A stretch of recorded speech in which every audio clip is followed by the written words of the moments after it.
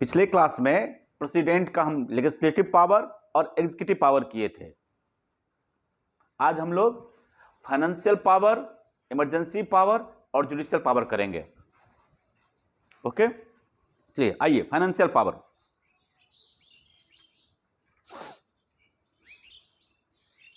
Financial power, आप लोग money bill का नाम सुने हैं? मनी बिल आर्टिकल 109 लिखते चलिएगा। Article 109, 110, article 109, 110। Money bill can be introduced in the parliament only with the prior recommendation of president।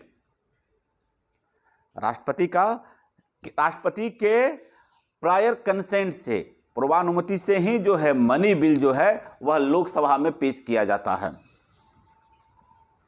सबसे पहला फाइनेंशियल पावर,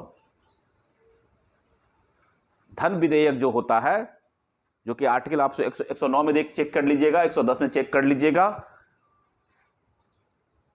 वह राष्ट्रपति के सहमति से ही लोकसभा में पेश किया जाता है। इसके बाद आप लोग बजट जानते हैं। बजट कहां पे है? बजट किस आर्टिकल में बजट के बारे में चर्चा है? तो क्या है, तो बजट कैसे पेश होता है, किस आर्टिकल के तहत? हाँ, article 112। Article 112 annual financial statement. Annual financial statement जिसको कि हम लोग यूनियन बजट बोलते हैं, 112 में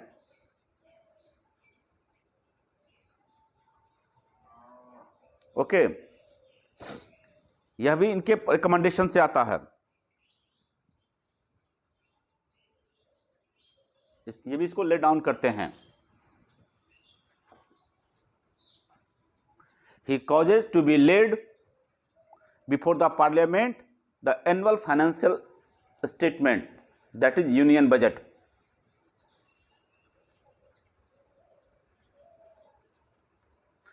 तीसरा,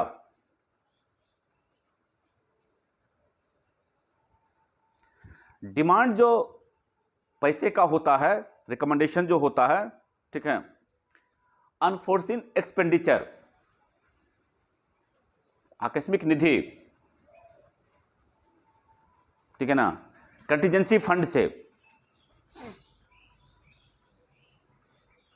नेक्स्ट लिखिएगा, to meet the unforeseen expenditure, उसको क्या बोलते हैं? आकस्मिक निधि। कोई ऐसी घटना घट जाए, ठीक है, जो कि पहले से जो है नहीं पता था हमको, तो उसके लिए हमको अब क्या चाहिए? फंड चाहिए, एडवांस में मनी चाहिए हमको। The president can make advance out of the contingency fund of India. Bharat के आकस्मिक निधि से जो है फंड देता है, यह राष्ट्रपति के अधिकार क्षेत्र में आता है। यानी कि कंटीजेंसी फंड से जो पैसा निकाला जाएगा वो राष्ट्रपति के सहमति से ही निकाला जाएगा। ओके, नेक्स्ट, प्रत्येक 5 वर्ष में आफ्टर एवरी 5 ईयर्स एक फाइनेंस कमीशन का गठन होता है, वह राष्ट्रपति महोदय करते हैं। The president constitute a finance commission after every 5 years to recommend। अब उसका काम क्या होता है? फाइनेंस कमीशन का क्या काम होता है? To recommend the distribution of the taxes between the centre and the state. केंद्र और राज्य के बीच में जो करों का बंटवारा होता है, टैक्सेस का बंटवारा होता है, टैक्स का, इसके लिए जो रिकमेंडेशन देता है वो फाइनेंस कमीशन देता है। और फाइनेंस कमीशन का जो गठन होता है वह प्रेसिडेंट साहब करते हैं हर एक 5 वर्ष के बाद। प्रत्येक 5 वर्ष में फाइनेंस कमीशन का गठन होता है। ठीक है, ये मेंशन किया गया है आर्टिकल 280 में, 280 में देखिएगा, आर्टिकल में जरूर याद रखिएगा आप लोग, आर्टिकल 280 में।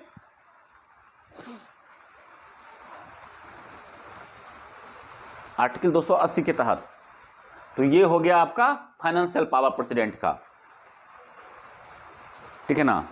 यह अब इसको थोड़ा सा इसको करेक्ट कर देते हैं इसको हम। क्या क्या पढ़े इसमें, फाइनेंशियल पावर में क्या क्या पढ़े हम लोग। इनके पूर्वानुमति से जो होता है धन विधेयक जो है लोकसभा में पेश होता है। इसके बाद बजट पेश करने के लिए कहते हैं। उसके बाद आकस्मिक निधि से पैसा निकाला जाता है, इनकी पूर्वानुमति से होता है, यह अनुमति देते हैं तब निकलता है। इसके बाद फाइनेंस कमीशन का गठन करते हैं। ओके, तो ये सब इनका फाइनेंशियल पावर है।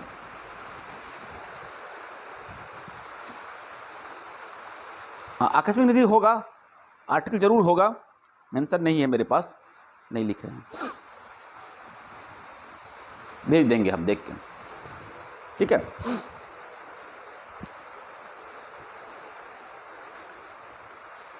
नेक्स्ट आ जाइए।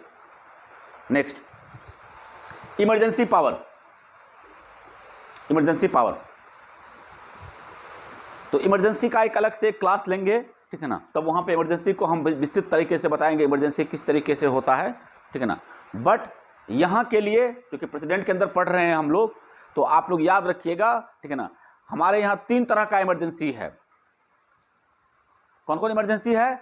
नेशनल इमरजेंसी, कॉन्स्टिट्यूशनल इमरजेंसी और फाइनेंशियल इमरजेंसी।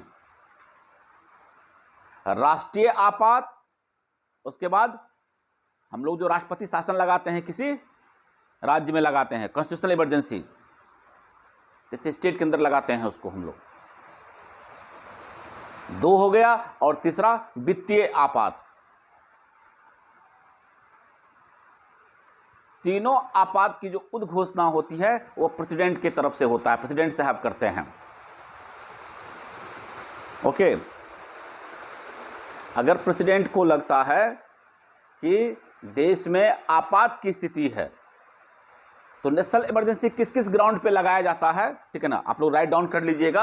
अगर राष्ट्रपति को ऐसा लगता है वार की वजह से, युद्ध के कारण, एक्सटर्नल एग्रेशन के कारण या आर्म रिवेलियन के कारण, आर्टिकल 352, आर्टिकल 352 युद्ध की स्थिति में एक्सटर्नल एग्रेशन के, ठीक है, अगर बाहर से कोई इसको डिस्टर्ब कर रहा है तो एक्सटर्नल एग्रेशन और आर्म रिवेलियन, इस 3 ग्राउंड में आर्टिकल 352 के तहत राष्ट्रपति महोदय जो हैं वो राष्ट्रीय आपात की उद्घोषणा करते हैं। राष्ट्रीय आपात की उद्घोषणा करते हैं। इसके बाद आ जाइए हमारा कॉन्स्टिट्यूशनल इमरजेंसी 356, आर्टिकल 356, 356, आर्टिकल 356। अगर कोई स्टेट, किसी स्टेट में, ठीक है ना, अगर कॉन्स्टिट्यूशनल तरीके से काम नहीं हो रहा है, कॉन्स्टिट्यूशनल मशीनरी फेल हो गया है, breakdown of constitutional machinery in a state under article 356, तो प्रेसिडेंट साहब क्या करते हैं, उस स्टेट में या स्टेट के किसी भाग में क्या करते हैं, कॉन्स्टिट्यूशनल इमरजेंसी लगाते हैं, जिसको हम लोग राष्ट्रपति शासन बोलते हैं।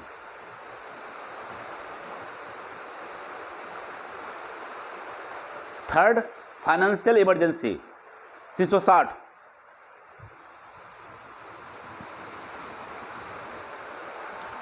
अगर वित्तीय और नियमितता, सरकार के पास पैसे की कमी हो जाती है,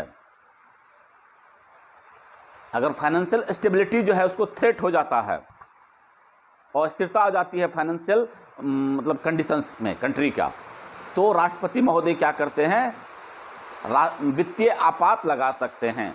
हमारे देश में एक बार भी वित्तीय आपात नहीं लगा है। यह आपका आर्टिकल 360 में। तो 352 हो गया नेशनल इमरजेंसी, 356 हो गया आपको कॉन्स्टिट्यूशनल इमरजेंसी, 360 हो गया आपको फाइनेंशियल इमरजेंसी। बाकी इन सब का जो प्रोविजन है तो हम लोग वहाँ पे पढ़ेंगे, जब इमरजेंसी पढ़ेंगे हम लोग तब उसको पढ़ेंगे। इसको कोई दिक्कत इसमें? हाँ, नेक्स्ट आ जाइए। Next, judicial power. Judicial power, judicial power, article 72।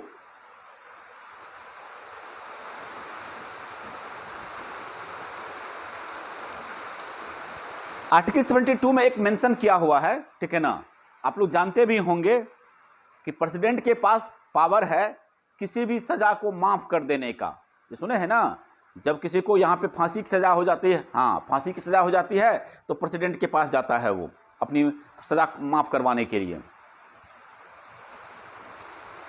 तो राष्ट्रपति के पास इसमें जो है ना बहुत सारा पावर है। क्या क्या किया जा सकता है राष्ट्रपति के द्वारा? अगर किसी भारत के किसी भी कोर्ट के द्वारा किसी अपराधी को अगर सजा हुआ है तो राष्ट्रपति के पास यह अधिकार है कि उस सजा को वह क्या कर सकता है? सस्पेंड कर सकता है, रिमिट कर सकता है, कम्यूट कर सकता है। ओके, यानी कि माफ कर सकता है, कम कर सकता है, बदल सकता है। तो राष्ट्रपति के पास ये सब सारा अधिकार है। ये आर्टिकल 72 देख लीजिएगा।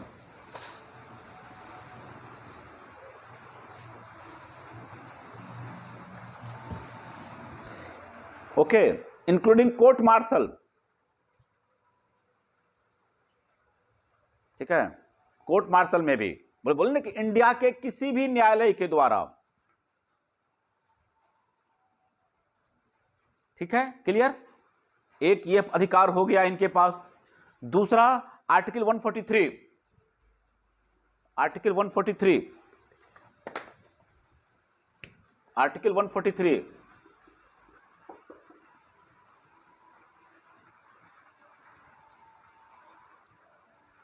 सुनिएगा, बड़ा अच्छा यह भी है।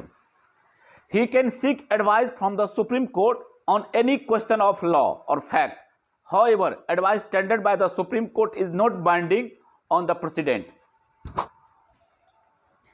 143 के तहत राष्ट्रपति महोदय जो हैं सुप्रीम कोर्ट से, ठीक है ना, किसी भी लॉ के विषय में, ठीक है ना, एडवाइस मांग सकते हैं, उनकी राय मांगी जा सकती है सुप्रीम कोर्ट से। लेकिन सुप्रीम कोर्ट जो भी एडवाइस करेंगे राष्ट्रपति उसको मानने के लिए बाध्य नहीं है। आर्टिकल 143, अगर राष्ट्रपति को लगे कि इस विषय पर हमको सुप्रीम कोर्ट से राय ले लेनी चाहिए तो राष्ट्रपति महोदय सुप्रीम कोर्ट से उस विषय पर राय मांग सकते हैं, एडवाइस मांग सकते हैं। सुप्रीम कोर्ट उस विषय पर राय देने के लिए बाध्य नहीं है, यह भी याद रखिए, पहला। दूसरा कि अगर माननीय उच्चतम न्यायालय ने कोई सलाह दे दी तो राष्ट्रपति उस सलाह को मानने के लिए बाध्य नहीं है। ओके,